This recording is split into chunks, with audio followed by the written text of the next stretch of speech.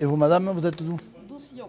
Ah, mais vous êtes tous du En attendant leur tour, d'accord. ils font connaissance. Ces candidats aux élections municipales ont rendez-vous en préfecture pour déclarer leur liste.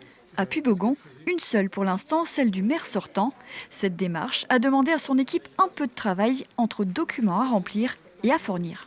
C'est vrai que ça paraît compliqué au départ. Bon, on y a travaillé quand même un mois là, à faire, refaire, on a recommencé. Et puis maintenant, ça y est, c'est abouti. C'est une étape de franchie.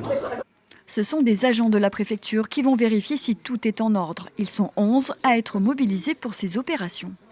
On vérifie plusieurs choses. D'abord la complétude de la liste, le fait d'avoir une liste qui soit complète, qui soit paritaire. Et on vérifie également l'éligibilité. Il y a certaines fonctions qui ne permettent pas d'être éligibles dans la commune dans laquelle on réside, par exemple pour certaines catégories de fonctionnaires, pour des militaires, pour des magistrats.